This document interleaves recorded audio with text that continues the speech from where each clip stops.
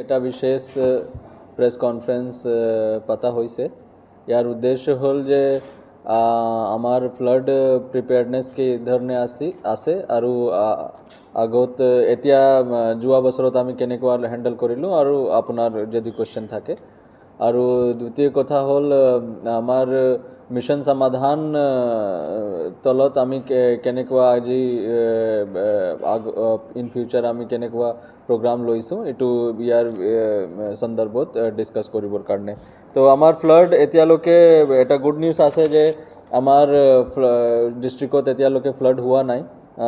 প্ৰায় কিমান ডেঞ্জাৰ লাগিছিল 2-3 দিনৰ আগত যোৱা সপ্তাহত, কিন্তু আমি লাকি যে আমাৰ ডিষ্ট্ৰিক্টত এতিয়ালৈকে হোৱা নাই। আৰু আমাৰ ফ্লাডৰ কাৰণে বিভিন্ন ধৰণৰ আমি প্ৰিপেৰেশ্যন কৰিছোঁ।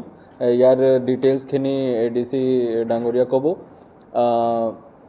প্ৰায় আমাৰ GR আইটেমৰ এইটো হৈ গৈছে, টেণ্ডাৰবিলাক হৈ গৈছে, ভেণ্ডাৰ ফাইনেলাইজ হৈ গৈছে। আৰু যোৱা ষ্টৰ্মত যিজনে মানুহৰ ক্ষতি হৈছিলে, মানুহৰ ঘৰবিলাক ক্ষতি হৈছিলে, তেওঁৰ ফাইনেল আমি DDMৰ পৰা চিলেকশ্যন কৰি পেলাই আমি লিষ্টখিনি ফাইনেল কৰিলোঁ আৰু অতি সোনকালে আমি RG2 ডিষ্ট্ৰিবিউট কৰিব পাৰোঁ। ৰিগাৰ্ডিং মিছন সমাধানৰ উদ্দেশ্য হ'ল যে যিজনৰ পৰিয়ালৰ এতিয়ালৈকে এটাও কাষ্ট চাৰ্টিফিকেট নাই, তেওঁ পৰিবাৰত এটা যদি আমি লিংকেজ হিচাপে এটা কাষ্ট চাৰ্টিফিকেট বনাই দিওঁ, তেতিয়াহ'লে তেওঁৰ ফিউচাৰ জেনেৰেশ্যনৰ কাৰণে এইটো ভাল হ'ব। এইটো লক্ষ্য লৈ আমি এৰাউণ্ড 1650 পৰিয়ালৰ পৰা আমি এপ্লিকেশ্যন কালেক্ট কৰিলোঁ। আৰু অহা মংগলবাৰ আৰু বুধবাৰত আমি দুটা গাঁও সভা পাতিম VCDCৰ লেভেলত। আৰু কি VCDCত হ'ব, কেতিয়া হ'ব, এইটো ডিটেইলছখিনি আমাৰ ADC বাইদেৱে কৈ দিব। মই আপোনাৰ জৰিয়তে যিজন এপ্লিকেণ্টে আমাৰ ওচৰত এপ্লাই কৰিছে তেওঁক আহ্বান জনাম যে তেওঁ অহা কালি আৰু নেক্সট ডে তেওঁ গাঁও সভাত শ্বেডিউল মতে আহে আৰু মেক্সিমাম পাৰ্টিচিপেশ্যনৰ এইটো কৰি পেলাই এইটো মিছন সমাধানক এটা ছাকচেছ কৰিবৰ কাৰণে মই আহ্বান জনাইছোঁ। আমাৰ ইতিমধ্যে ফ্লাড প্ৰিপেয়াৰনেছ যিটো আছে আমাৰ অলৰেডি হৈ গৈছে। আমি ছাৰে ইতিমধ্যে উল্লেখ কৰিছে আমি বহুত আগতে আমাৰ প্ৰিপেয়াৰনেছটো ষ্টাৰ্ট কৰিছিলোঁ আৰু লাষ্ট যিটো ফেজত আমাৰ খুব বেছি বৰষুণ হৈছিলে, আমি অলপমান হেৰি হৈছিলে, কিন্তু তথাপি আমি লাকিলি আমাৰ কোনো ফ্লাড নাই। আমাৰ যিবিলাক ভালনাৰেবল ভিলেজ আছে, যিবিলাকত জেনেৰেলি ফ্লাড হয়, হাইলি ভালনাৰেবল, মডাৰেটলি ভালনাৰেবল, এইখিনি আমি অলৰেডি আইডেণ্টিফাই কৰিছোঁ। আৰু আমাৰ 3টা চাৰ্কুলত আমি মুঠতে 96 নাম্বাৰছ অফ ৰিলিফ কেম্প আমি আইডেণ্টিফাই কৰি ৰাখিছোঁ। এইখিনি আমি কমপ্লিট কোঅৰ্ডিনেট সহ আমাৰ আছে। তাৰ ভিতৰত আমাৰ বেংটলত 39, চিডলি 14, বিজনীত আমাৰ 43টা আমি অলৰেডি আইডেণ্টিফাই কৰিছোঁ।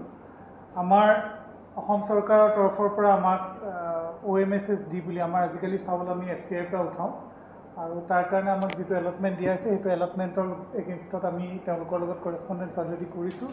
যদি আমাৰ ফ্লাড লাইক চিটুৱেশ্যন হয় আমি তেনেহ'লে আমাৰ চাউল তাৰ পৰা আমি তেওঁলোকৰ পৰা লিফ্ট কৰিম। আৰু বাকী যিখিনি GR আইটেমছ থাকে তাৰ কাৰণে যিবিলাক আমাৰ ফৰ্মেলিটিজ আছে অলৰেডি আমাৰ কমপ্লিট হৈছে।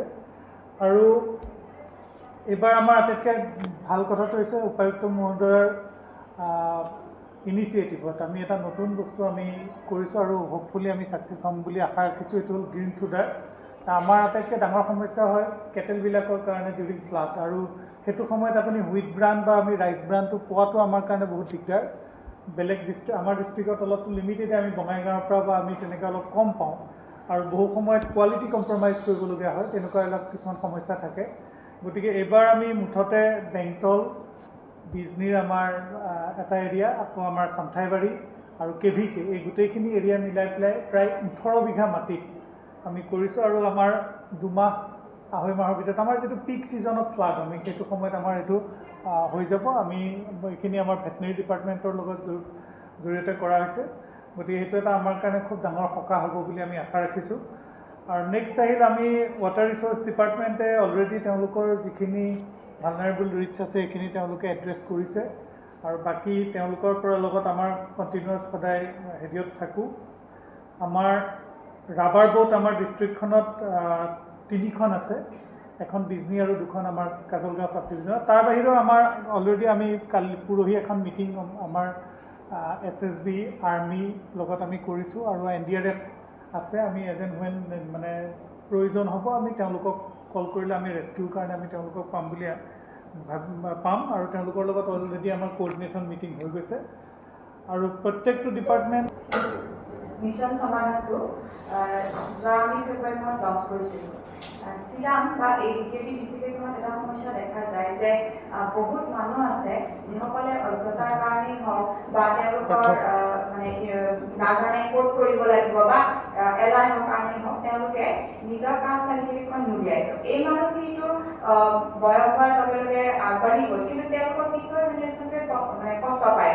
যেতিয়া তেওঁলোকে চাৰ্টিফিকেট নিব আহে আমাৰ তাত OBC হওক ST হওক SC হওক, তেতিয়া আমি মানে লিংকেজটো চাওঁ কাৰণ কাষ্ট চাৰ্টিফিকেট এটা মানে ইম্পৰ্টেণ্ট বস্তু আৰু তাৰ লগত কিছুমান বেনিফিট জড়িত হৈ থাকে। গতিকে দিওঁতে আমি চাৰ্টিফিকেটখন সদায় অকণ চাই চিতি দিব লাগে যাতে যিজন যোগ্য মানুহ তেওঁ পাওক, চাৰ্টিফিকেট পাওক, তাৰ বেনিফিট পাওক, কিন্তু তাৰ সুবিধাজনে অযোগ্য এজনে যাব নোৱাৰে সেই সুবিধাখিনিৰ কাৰণে। তো এনেকুৱাকে বহুত সময়ত দেখোঁ যে কিছুমান ল'ৰা ছোৱালী আহে বা কিছুমান কেতিয়াবা এজেড চিটিজেনো আহে যে কিবা আঁচনি পাইছে কিন্তু কনচাৰ্ণ সেই পাৰ্টিকুলাৰ কাষ্টৰ হ'লেহে পায়, যেনে SC ডেভেলপমেণ্ট বৰ্ডৰ ফালৰ পৰা কিছুমান সামগ্ৰী আহে কিন্তু কনচাৰ্ণ কাষ্ট চাৰ্টিফিকেটখন নোহোৱাৰ কাৰণে মানুহে সেইবোৰ